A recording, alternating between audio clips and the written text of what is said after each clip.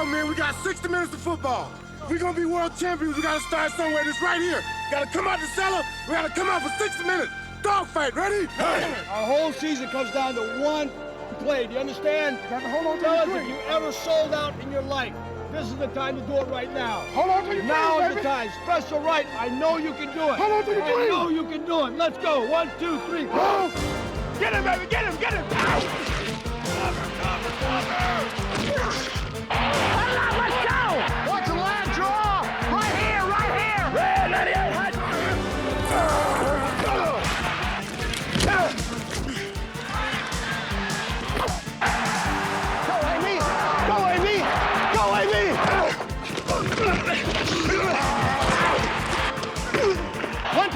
One time.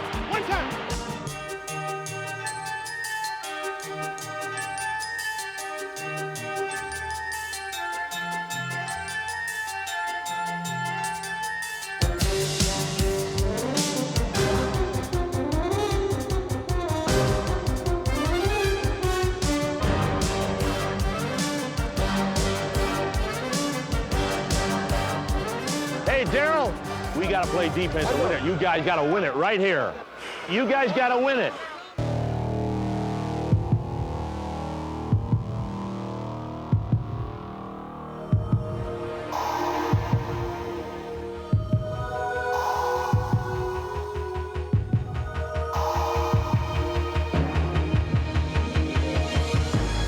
Every season and every game,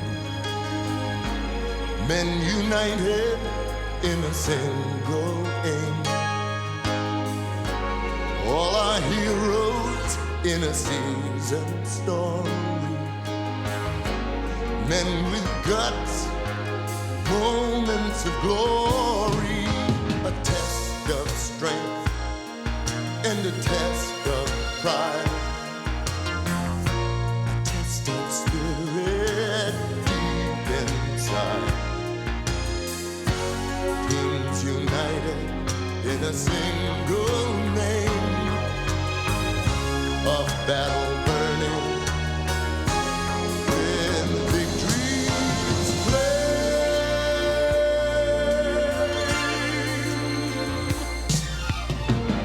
It's a long, hard road to every goal. It's a long, hard road, I know. If you hit that road with all your soul, now you're on the road to the Super Bowl.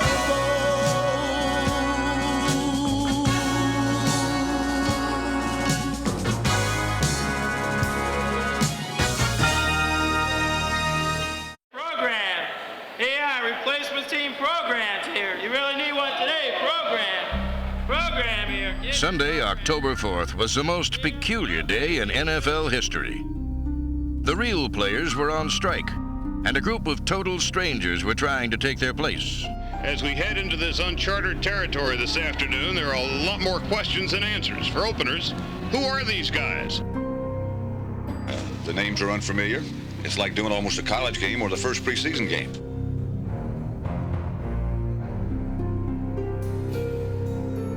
Well, first of all, before the kickoff, I got to find out how to pronounce everybody's name. Some solved the pronunciation problem with one word. That first week, replacement players were harassed, fans were absent or skeptical, and coaches deserved the greatest sympathy. With their motley crew of cops and car salesmen, bricklayers and bartenders, they had to start all over from square one. Okay, we got the national anthem, fellas. Get right along the sideline.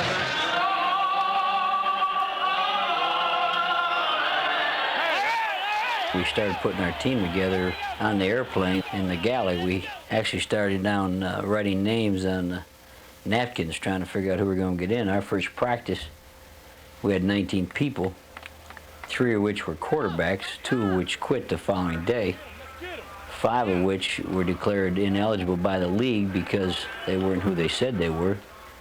One had died 4 years prior to coming out on our team. No one expected these imposters to be as game-ready as their predecessors, and to put it bluntly, they weren't.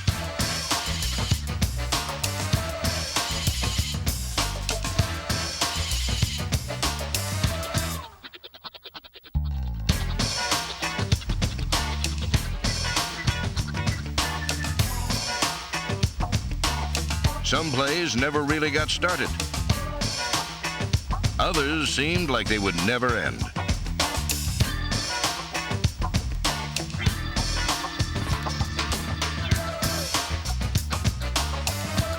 Still, the effort was sincere, and overall, these willing volunteers got high marks for creativity and improvisation. 45 to the 50 to the 45 of the Saints. The ball comes loose. Another Ram has picked it up. This is a lineman. This one's going to be seen on the highlights for a long, long time. 28 looking to lateral it. The ball goes loose and the Saints have it. It's Fork game. He's got it at the 40, 45, 50. But these games weren't comedy reviews or fairy tales. They actually counted in the NFL standings. And soon the romantics gave way to the realists. It was almost like forming a new league, but you had to do it in 10 days. Heck, the games count, so you have to win the games, and then maybe we'll be able to take advantage of something like this. The Washington Redskins got a head start on the road to the Super Bowl by finding prime replacement talent that won 3 straight. Touchdown! All right! And a new single-game receiving record. San Diego found success with recruits like number 50, Mike Humiston, a former Indianapolis Colt who'd been out of the game for 3 years. When the Chargers called, Humiston was working as a deputy sheriff in Red Bluff, California. After thinking it over, Humiston came back for a special reason. In 1984, my son Ben was diagnosed as having muscular dystrophy. I was very fortunate enough to get the opportunity to play for the Chargers. There's a lot of things that I told him that I wanted to do for him, and one of the things that he wanted to have was a quad runner. In going back and playing with the Chargers, I was able to buy him a quad runner. We were able to go to Disneyland, and they allowed me to do some things that I certainly wouldn't have had the opportunity to do had I not gone back and played football. As a Charger captain, Humiston led his adopted team to 3 wins and lived a dream that all other replacement players shared. This has been a real good time. It's an opportunity to play some football and make some money. And if it's over next week, it's over. You know, whatever happens, happens. But, you know, we all had our day in the sun today. It was real fun. Hey, let's go now. Man, let's all go together and let's make it happen now. During 3 wild weeks of trial and error, teamwork began to fall into place.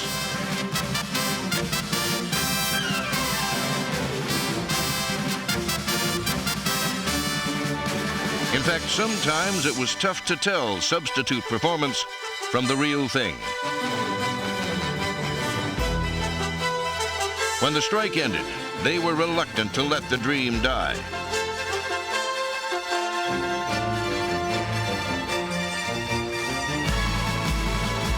In the end, even former critics gave credit to these men who did their best in a difficult situation. It's all right. We may be scared, but we're the best ones. I tell you, it's something I remember for the rest of my life, you know. Even if I don't play another down, you know, I played these first 3 games. It feels wonderful. I don't anticipate going back and playing any more football. Certainly the opportunity that the Chargers gave me, they made some of the dreams that we had as a family become a reality. The down-home style of Houston head coach Jerry Glanville was embodied by his black clothes, bright country wit, and boundless enthusiasm. Let's get after it. Get it on. Get it on. All starts right here. Here we go. Here we go. All starts right here. Hold on. Hold on. Once the strike ended, the surprising Oilers engineered some thrilling twists and turns on the road to the Super Bowl.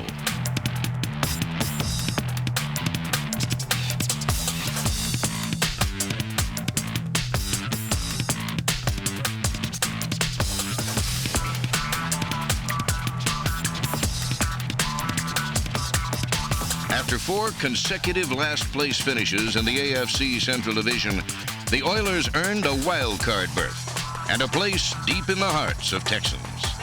All the way, Blue! All Blue! All the way! Go, Warren. Come on, Warren. Find him, Warren. Find him.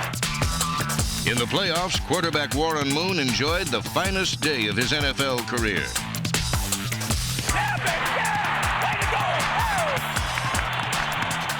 But the Oilers had to work overtime to beat Seattle. Tony Zendejas with the kick of his life. On the line here. Snap back, ball down, kick up, on its way. And it is done! It is done! The Oilers win in overtime. Defeating Seattle 23-20. Advancing to Denver. While good old boy Glanville created a good young team in Houston, the Buffalo Bills were revived by the only NFL head coach with a Harvard master's degree in English history. Marv Levy once studied knights and kings. Now his passions are aroused by rookies and referees. They're offside. Hey, ref, they offside! Sorry. I saw it, but I'm not going to get on them today. What's the flag for?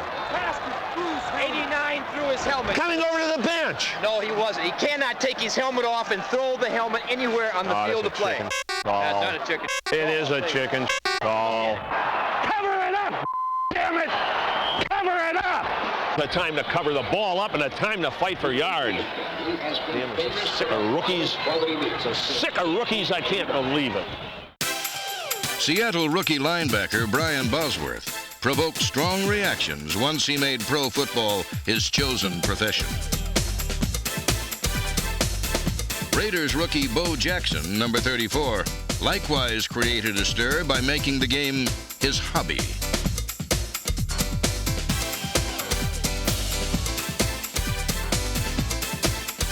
In a Week 12 confrontation, Bo showed the boss who was boss. And a quick pitch to Jackson, getting an Allen block, cuts under it, bangs through Bosworth. Touchdown Raiders! Holy Toledo! Jackson took on Bosworth and just blasted and dragged him into the end zone. Hand off to Bo, off the left side, gets to the outside, first down. He streaks to the 20, the 30, they'll never catch him. He's at the 50, the 30, the 20. Count them, folks. Silver and black, Bo Jackson. Holy Toledo, 90 yards. By season's end, future Hall of Famers had upstaged the budding superstars. The Seahawks' Steve Largent finished the year with 751 career receptions to become the NFL's all-time leading receiver. Chicago's Walter Payton announced his retirement after a phenomenal 13-year career that saw him carry the ball more times and run for more yardage than any man who ever played the sport. The Bears retired the jersey of this extraordinary athlete whose spirit symbolized pro football at its best. While Chicago saluted a fabled career, Indianapolis celebrated a fairy tale season. Drill that guy. Colts head coach Ron Meyer displayed the personality of a smooth salesman, but his boldest move involved buying, not selling. A mid-season trade for Eric Dickerson, number 29, sent shockwaves throughout the league. Foes used to regard a contest with the Colts as a comforting thought, but in 1987, it became a lingering pain.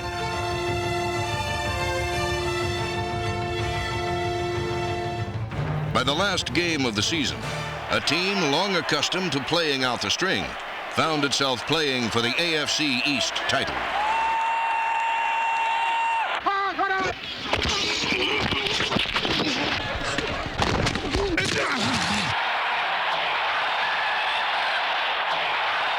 Trudeau on the delay gives it to Dickerson, trying to get outside, cuts up to the 30. He's at the 25, 20, 15, 10, 5, touchdown! He did it! 34 yards for Eric. The crowd is on its feet. This one is over. The Colts win it 24-6 and head to the playoffs for the first time in 10 years. And it is official. The Colts are AFC East champions. from last place to first. This victory belongs to Jim Irsay, who orchestrated that trade and hammered it through. And it belongs to his father, who has quite honestly struggled for a few years, made the move here. In a season of changes and surprises, an unexpected development found a long-time plodder emerge as one of the front runners on the road to the Super Bowl.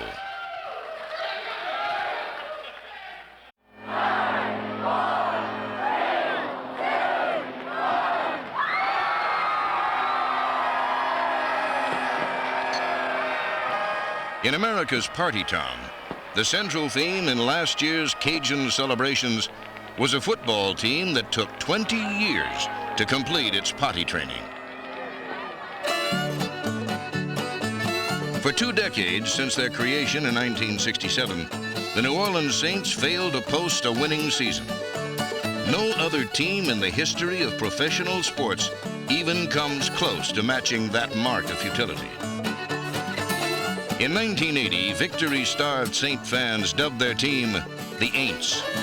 Quite clearly, their patience was wearing thin. Losing is something you never get used to. Right in the midst of football season, I see a good friend of mine, and he's trying to be nice. He doesn't even talk football because he knows it's such a negative thing. That's a terrible thing to live with. In 1986, Jim Mora became the newest man to accept coaching's biggest challenge. But the results, though promising, fell short of Mora's goal. I wanted to have a winning season because this is something that this team had never experienced, or this organization had never experienced, and I felt like it was important that we achieve that and get that monkey off our back. Kozar dropping into the end zone. He's hit. The ball goes free. It's another safety. Nobody enjoyed victory more than Saint owner Tom Benson. Conversely, nobody endured defeat worse than Jim Mora.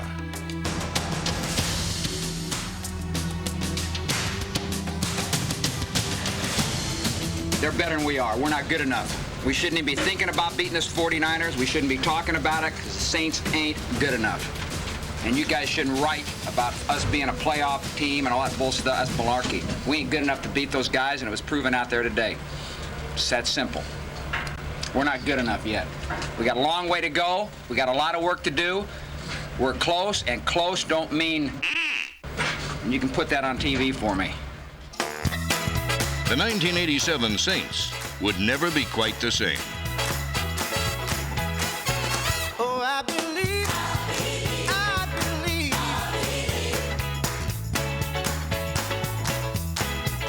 Oh, I believe, I've been saved. Sweet, sweet love. Oh, I believe, I believe.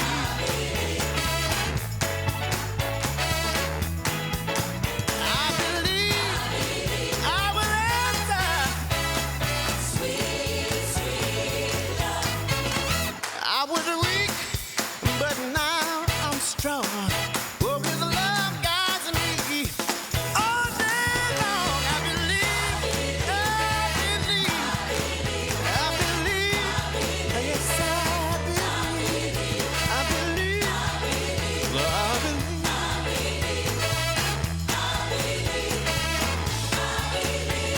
believe.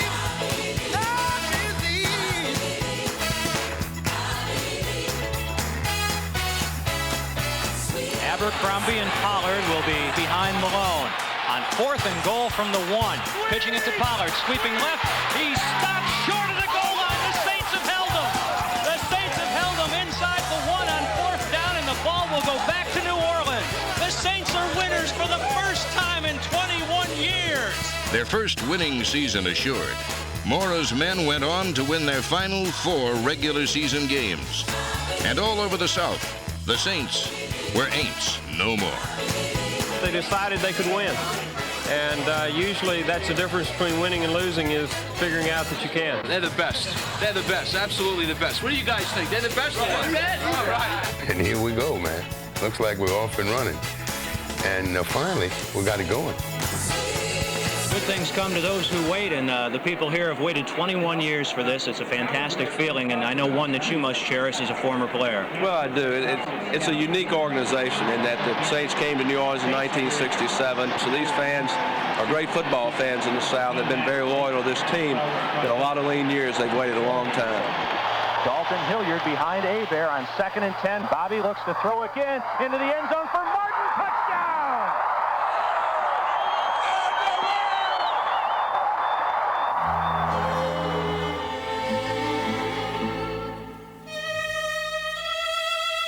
Down the far sideline, it'll be a jump ball at the goal line. Was it taken in by the Vikings? It may have been. It is. It looks like Hassan Jones on that jump ball. Who would have thought that on the biggest day in Saint history, the Minnesota Vikings would be such party poopers?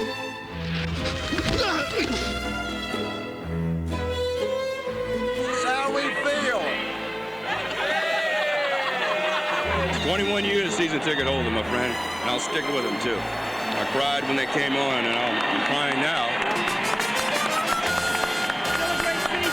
Great season, great season.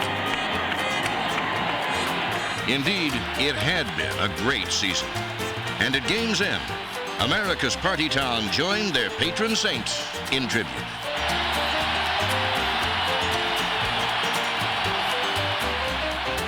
Last year I had hopes, but we've been hoping for 21 years.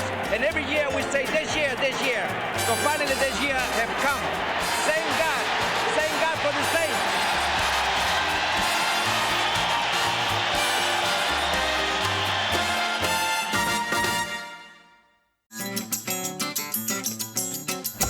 San Francisco is the most seductive of cities.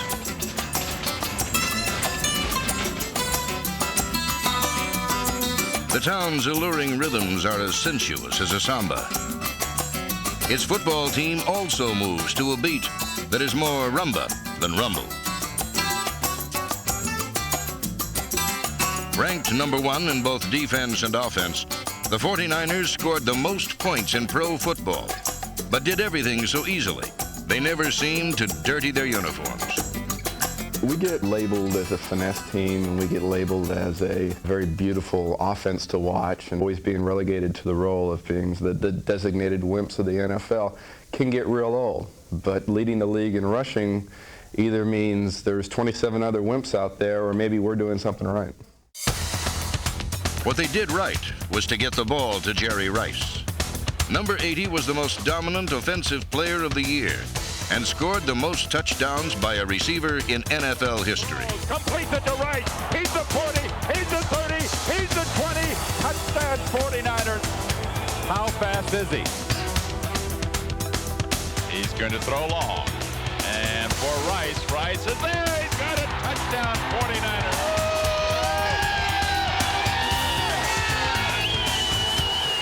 The 49ers compiled the best record in the NFL, but were never perceived as red-blooded heroes. Unlike the red meat-eating Bears, champions of the NFC Central.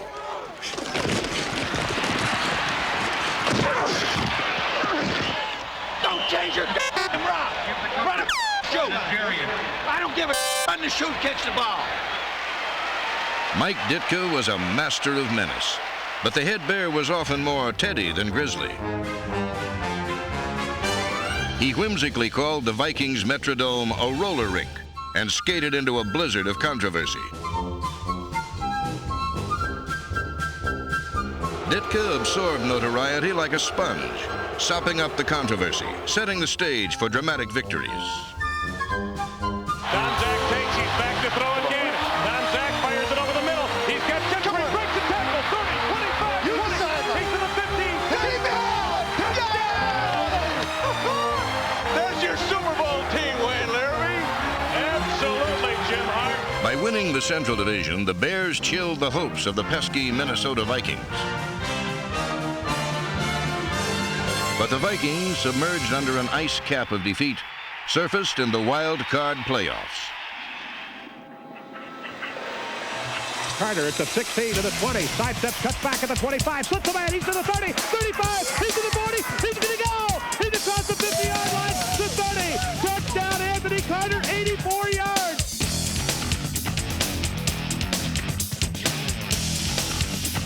the Vikings snowballed the Saints, then stomped the 49ers, overpowering the NFL's best team.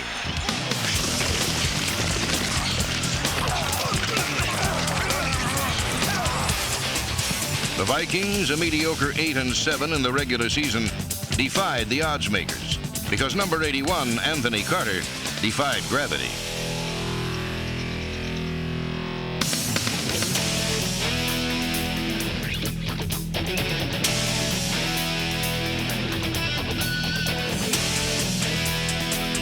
Carter caught 10 passes for a playoff record 227 yards and ran Minnesota to a surprising 36-24 victory.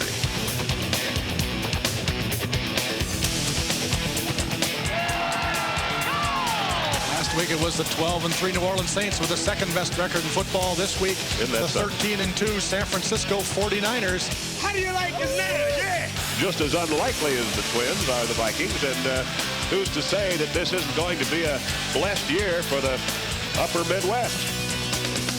This afternoon, we welcome you to frigid Soldier Field on the shores of Lake Michigan for the National Football Conference playoffs featuring the Washington Redskins against the Chicago Bears. And a good afternoon, everyone. I'm Wayne Larrivee. The temperature 9 degrees, the wind out of the south at about 2 miles an hour, the wind chill hovering around 0 degrees. The Redskins entered the playoffs like Steven Spielberg on Oscar night, overlooked and forgotten. In 1987, they built a solid, if unspectacular, 11-4 record with a timely offense and a sturdy defense.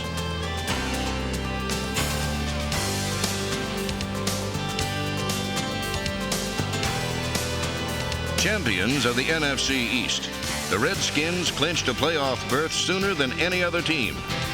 Yet when headline teams were discussed, the Redskins rated small typeface. But in the divisional playoffs, the Redskins leapt to the front page by rallying from a 14-0 deficit to beat the Bears.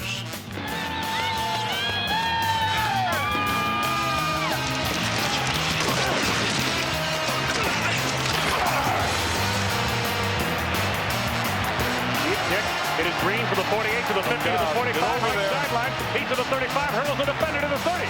Cutting left, breaks into the clear to the 25-20. He's going all the way. Touchdown.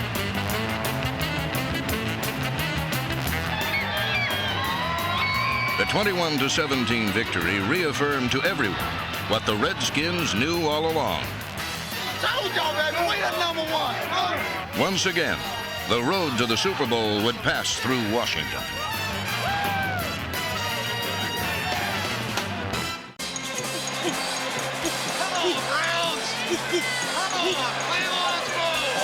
The Cleveland Browns defense is nicknamed the Dogs, and with fans of every pedigree howling for a berth in Super Bowl XXII, in 1987, these lovable mutts turned vicious. Their bite was even worse than their bark, and in 1987, Cleveland's Dogs were the AFC's top-ranked defense.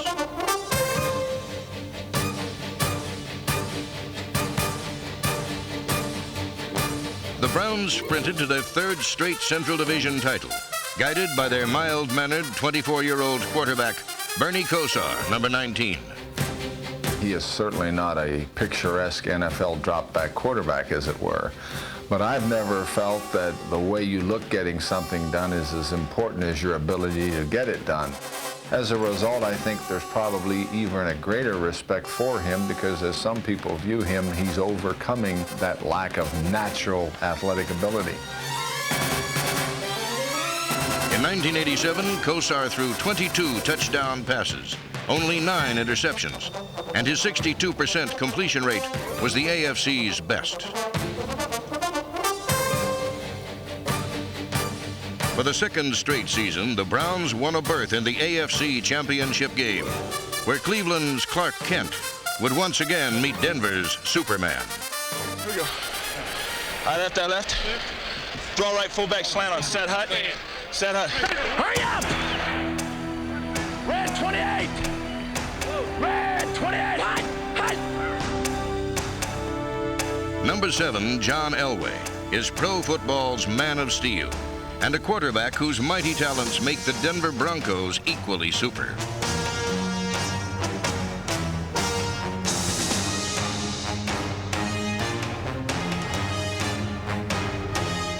In his 5th pro season, Elway was mobile and durable, and pro football's most versatile, dangerous weapon. He ran, passed, and even punted. And once, when the Seahawks were advancing a fumble, number 7 made a touchdown-saving tackle. No other player beat opponents in so many different ways, and no other quarterback combined such mobility with sheer arm strength.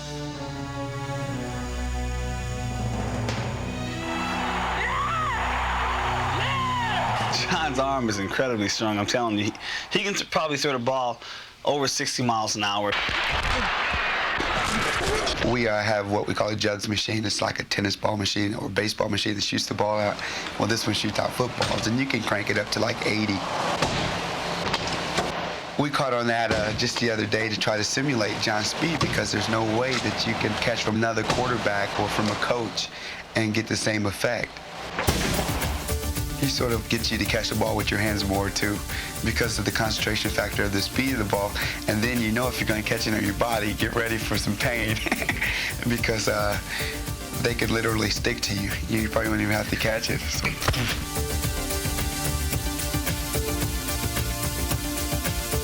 When you have great quarterbacks that have great arms, you're never out of a football game. And John has tremendous confidence in his ability now, because he's come through in so many tough situations to win football games for us. Tight! Not only does he have confidence, but the confidence of your whole offensive and defensive team. Sewell shovels it back on the flea flicker to Elway, and here it comes long for Vance Johnson. Open 15, 5, touchdown Vance Johnson. Sparked by the 3 amigos, wide receivers Mark Jackson, Vance Johnson, and Ricky Natile, the Broncos began playing like a Super Bowl contender at mid-season. But along with Senor Elway and his amigos, Denver's championship dreams rode on a defense that featured 7 players in new positions, along with tough veterans like Rulon Jones, number 75. Reverse! Reverse! Cheap shot. Let's make a big one here. Let's go. If we're going to have to fight them, we're going to fight them. We've got to get fired up. Keep flying around, and things will start going our way.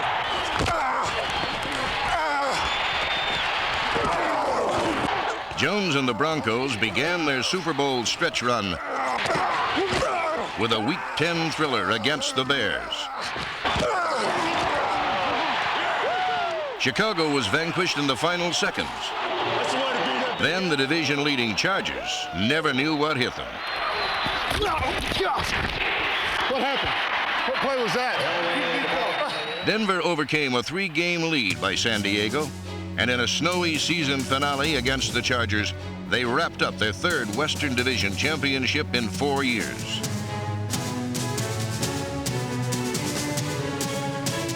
Clark takes it at the 28, crosses the 30, gets out near the 40, and still spinning to the right on his feet at the 40-yard line. He's across the 50, the Charger 40, to the 30, breaking a tackle. He might score. K.C. Clark returns. With the best record in the AFC, the Broncos raced into the playoffs, where the wild card Oilers turned into jokers. 2nd and 11, throw the pass into the end zone. It is fumbled at around the 1-yard line, and the Broncos have recovered the ball. The Oilers never recovered, as Elway capped a 34-10 victory that propelled Denver into the AFC Championship game. For the 2nd straight season, the road to the Super Bowl would be a collision course for Kosar's Browns and Elway's Broncos. San Diego, here we come. Redskins got them on the run. Led by Williams, Golden, San Diego, here we come. Bring on the dogs and their angry crowds to the best fans in the league. And when they went back to Cleveland, we'll be cheering them on when they leave. Yeah! One play at a time, at 60 minutes, our football. Let's go. Okay? Yep. All right, let's bust their ass. 1, 2, 3, 4. In every season's quest for fame, men united with a single aim. Meet the challenge of every goal, then set their hearts on the Super Bowl. A test of strength and a test of pride, a test of spirit deep inside. A team united in a single name, a battle burning with victory's flame. Back is Doug Williams, sets up, plenty of time, going deep, over the middle, got Kelvin Bryant, the 10, the 5, touchdown, Washington Redskins.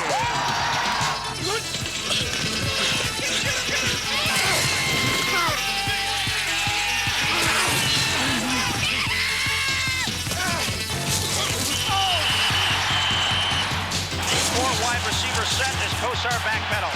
Firing, caught by Slaughter over the middle. It's hot loose and intercepted by the Broncos. And Elway drills the pass. Fingertip catch, touchdown, Ricky, the tail back in the end zone. First and goal at the 2.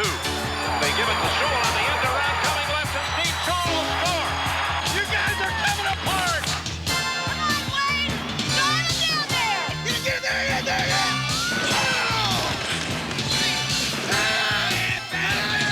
Back to throw, pump action fake. Throw, and in the corner of the end zone, a touchdown. What started off as Redskins domination has now changed. We on our way, baby. We on our way. Big hand off to Biner. Kosar to throw. Now steps up in the pocket. Loops it for Biner, who got it at the 15, 10, 5. Touchdown, Browns.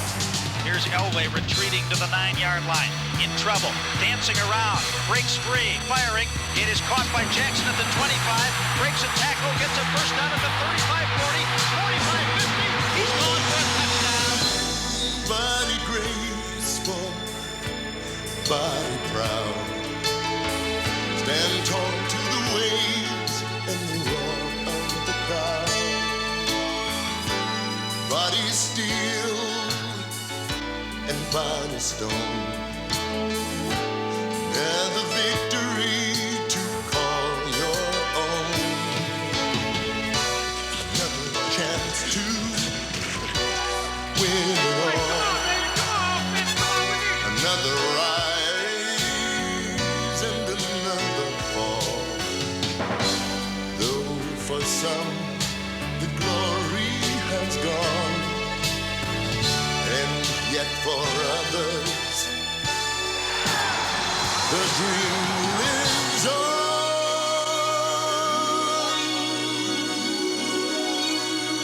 One down to the Super Bowl. From the 6-yard line, it's 4th down and 4.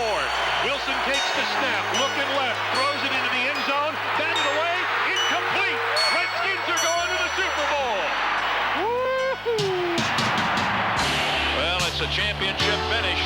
2nd down, 5 at the 8. Kosar to Biner. Biner trying to slip left at the 5. He's at the goal line. Biner loses the ball. Denver recovers the fumble.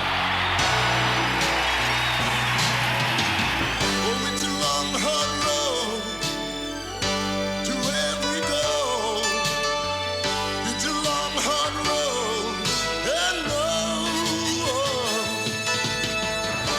and if you hit that road with all your soul, now you're on the road to the Super Bowl. The Washington Redskins are the National Football Conference champions. The Broncos are back in the Super Bowl for the 2nd year in a row. They are going to San Diego.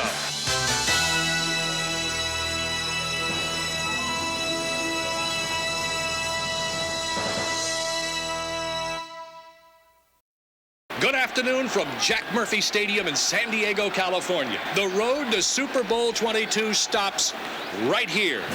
This afternoon, we're going to play the biggest football game in the history of Western civilization. Or for this year, anyway. The Washington Redskins against the Denver Broncos.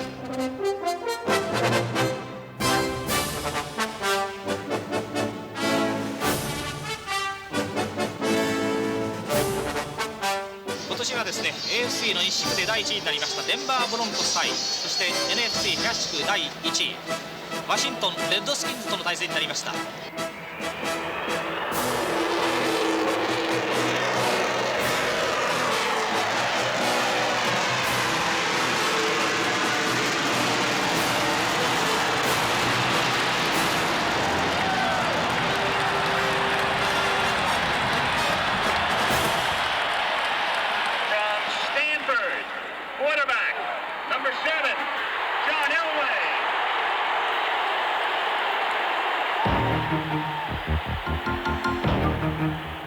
Super Bowl XXII was viewed as a contest between one man and a team. The Washington Redskins and head coach Joe Gibbs were making their third Super Bowl appearance in the past 5 seasons, thanks to their cast of many, while the Denver Broncos and head coach Dan Reeves were playing in their second straight Super Bowl because of the superhuman talents of John Elway, number 7. Elway's skills were matched against Doug Williams' heart. Cast as the Super Bowl's Rodney Dangerfield, number 17 was a quarterback who had not gotten the respect that he deserved after leading the Redskins into pro football's premier pressure event.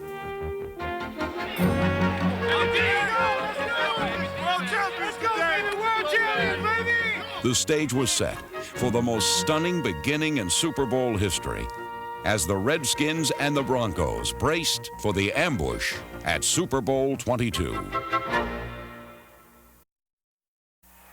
Spread black left slot. Leave 15X cut out Y sneak on one. On one, right? Black left slot. Yeah. On their first offensive play of Super Bowl XXII, the Denver Broncos immediately demonstrated that there is no adequate defense for speed and daring. Set hot! Wide to the far side, 84, Ricky Nattiel. Shotgun formation on first down for Elway. That's a surprise. Come on, John! Red 98, hot! Broncos will go right to the shotgun.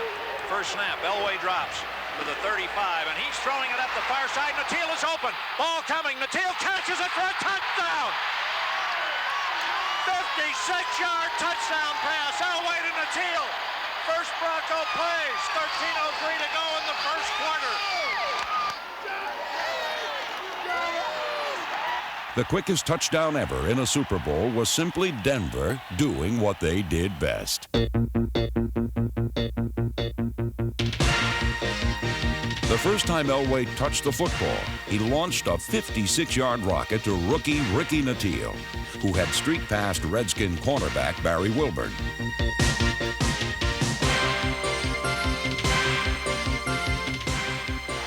Well, the Redskins are stunned. First horse out of the gate doesn't always win the race.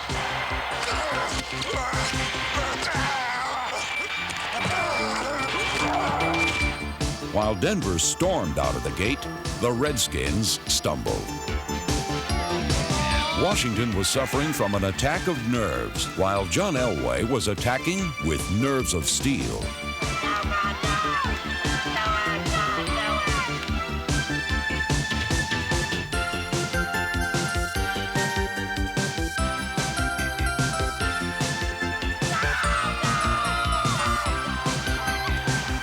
On Denver's second offensive possession, the Redskins appeared to have no answer for the AFC's top-ranked offense and its multi-talented quarterback. Denver in the gun again to Steve Sewell. And Sewell wants to throw the ball. Elway wide open. Here comes the pass. 25, 20, 15, and Elway dives to the 12-yard line. A play that began as a sweep out of the shotgun formation turned into the first pass reception by a quarterback in a Super Bowl when Elway slipped around defensive end Charles Mann.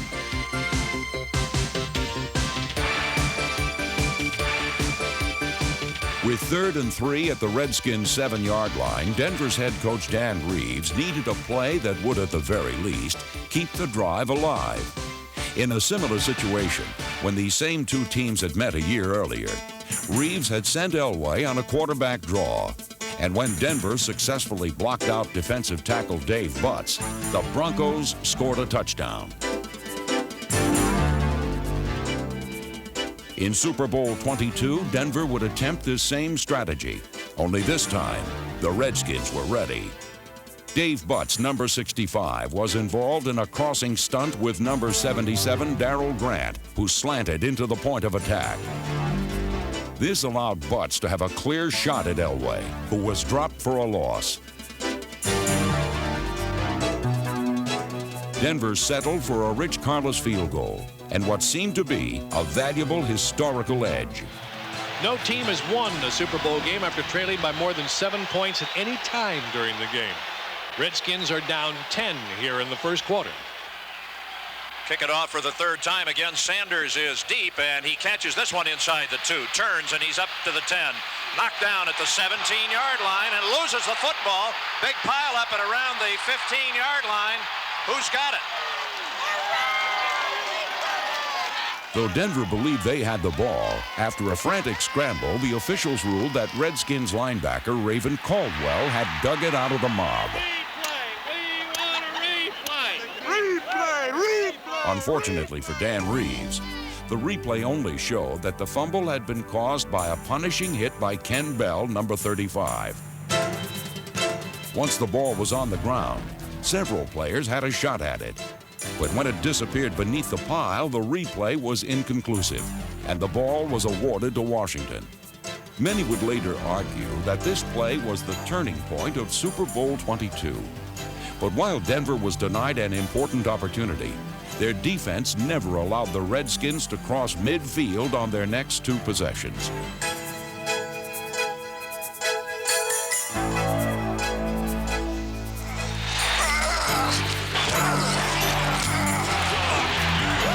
Everything seemed to be going wrong for the Redskins, even the basics, like a 7-step drop.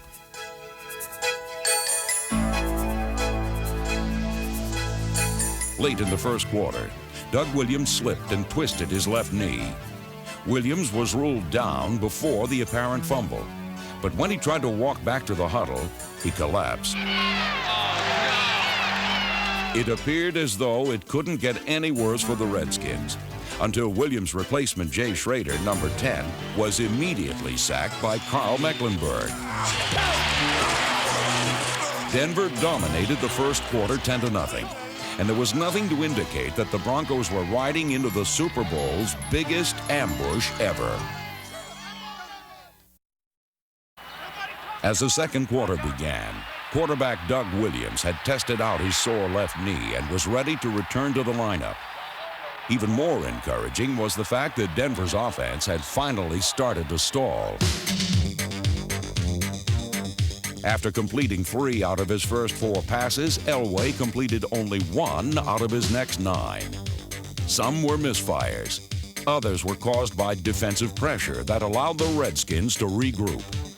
We're going to start making them in a minute. We'll start making them. Everybody keep your head up. Stand. Washington's first offensive play of the second quarter ignited the most stunning 15 minutes of football in NFL history. The Washington Redskins offense is back on the football field, and so is number 17, Doug Williams.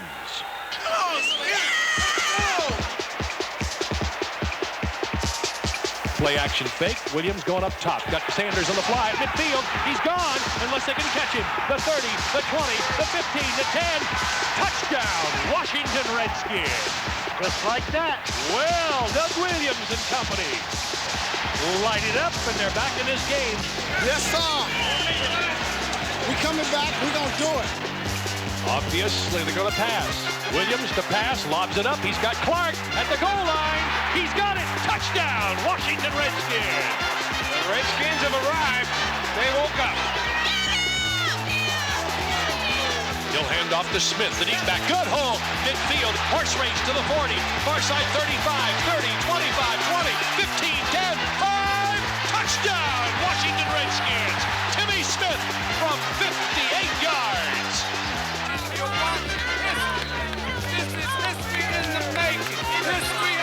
We are seeing a virtuoso performance. Action fake this time. Faked out everybody. He's got Sanders in the clear at the 10. Touchdown, Washington Redskins. That's a new Super Bowl record. 4 touchdowns in 1 quarter. one right here. Let's see. Do they go up top? Lobs it into the end zone. He's got Didier. Touchdown, Washington Redskins. Holy! The Redskins scored 35 points on 5 straight possessions, and by the end of this unbelievable second quarter, everyone in the stadium had memorized the words to hail to the Redskins.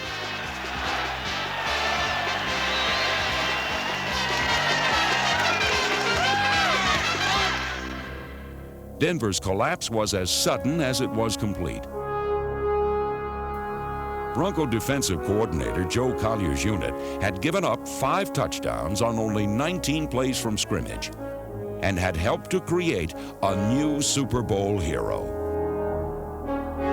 Doug Williams made the most of his moment in history. However, number 17 wasn't just the first black quarterback to start in a Super Bowl. For one magnificent quarter, he was the finest quarterback ever to play the game.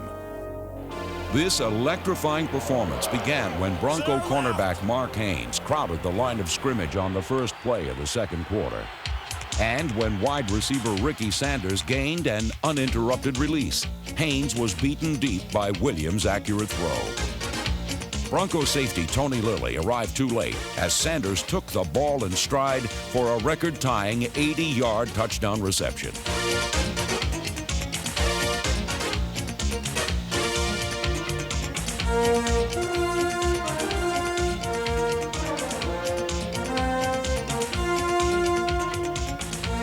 The Redskins needed only 5 plays on their second possession to take the lead, 14-10.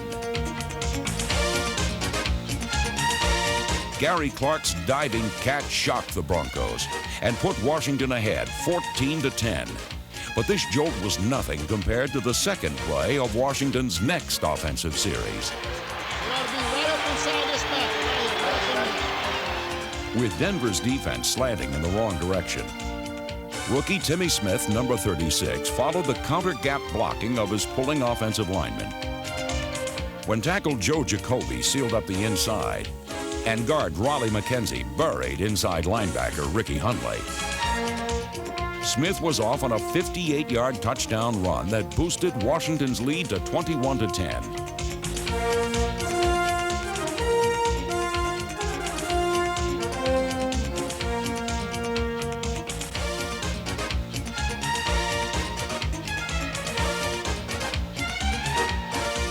Used very little during his 1987 rookie season, Smith had never started an NFL game prior to Super Bowl XXII.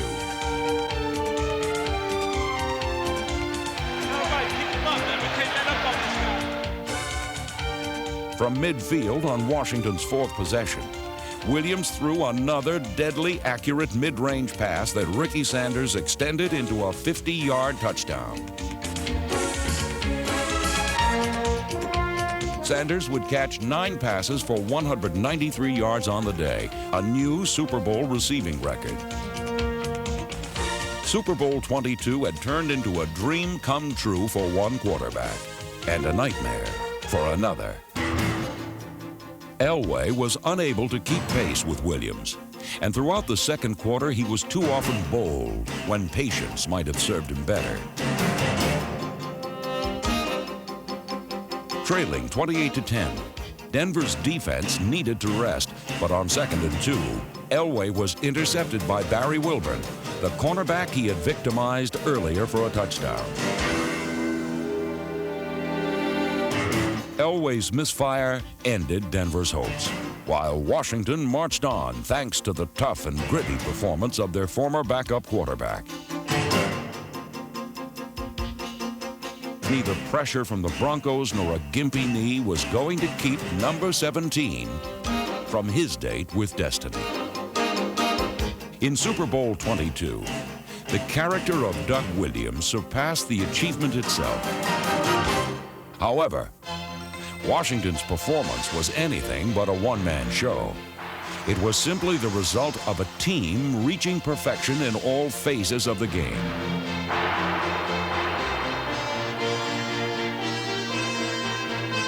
Following Wilburn's interception, the Redskins drove 79 yards in 1 minute and 10 seconds. When Williams found tight end Clint Didier, Washington scored their 5th straight touchdown. In the second quarter of Super Bowl XXII, the Washington Redskins established postseason records with 35 points and 356 yards of offense in one period. Amazingly, this Super Sunday ambush had taken the total time of possession of 5 minutes, 54 seconds.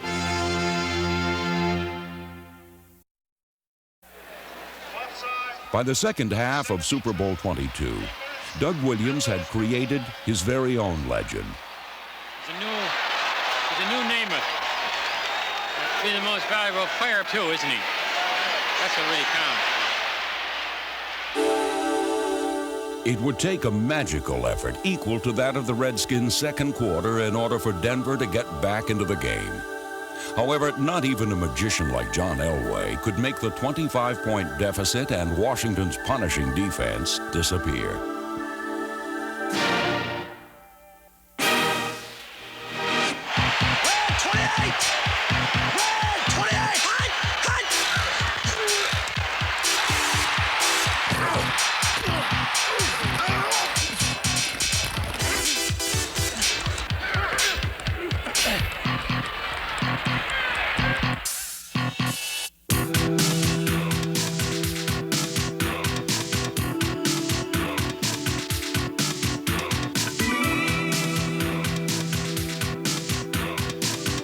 Hurried and rushed throughout the second half. John Elway didn't panic, and he didn't freeze. He simply couldn't do what he had to do to be effective. The Redskins' defense wouldn't allow it.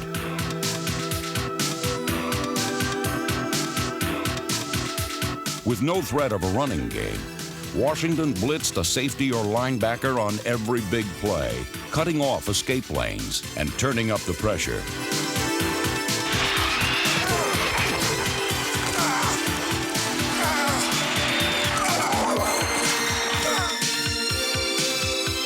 Elway was sacked 5 times and constantly hurried.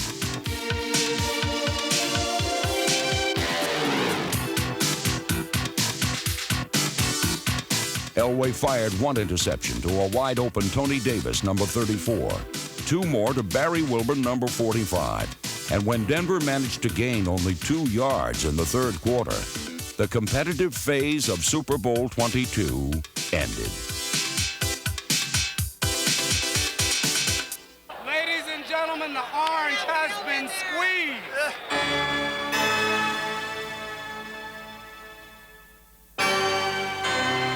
For the second straight season, the Denver Broncos lost pro football's biggest game.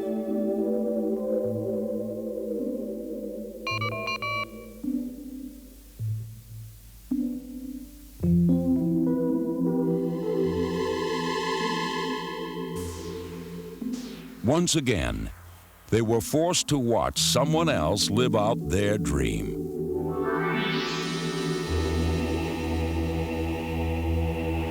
Most valuable player of Super Bowl XXII is quarterback Doug Williams of the Washington Redskins.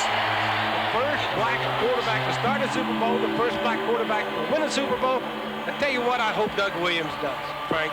I hope he puts to bed once and for all about the black athlete in professional football.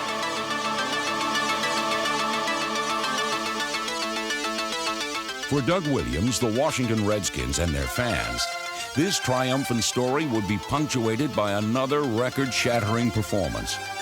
I'd hand that ball to Timmy Smith, see what he can do with it again. Here goes Timmy Smith on the left side. Good blocks, 40, 35, 30. Breaks it outside of the 20. He's to the 15 and pulled down at the 11. Holy cow, say the Broncos. Who is that kid? Running back Timmy Smith, number 36, had been a surprise starter that Joe Gibbs hoped would give the Redskins some outside speed.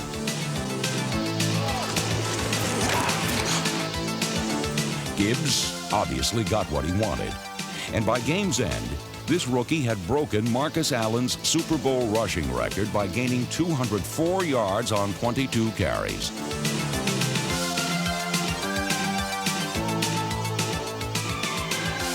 snap. Here comes Timmy Smith up the middle. Touchdown, Washington Redskins.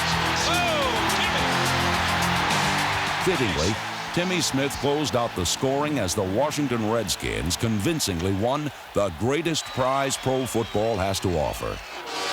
Hail to the Redskins begins here in San Diego. The football game is over.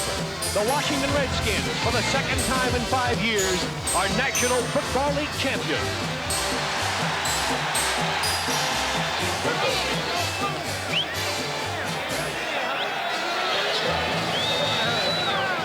In Super Bowl XXII, the Washington Redskins discovered a winning formula by mixing tradition with a dash of the unexpected.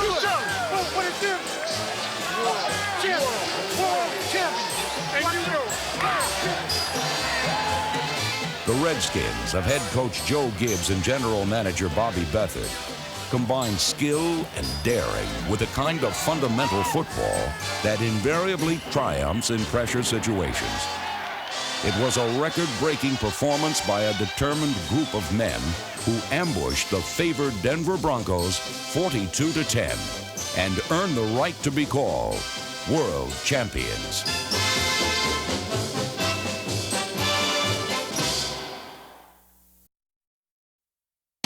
This NFL Films production has been brought to you by the National Football League. The NFL is online at www.nfl.com.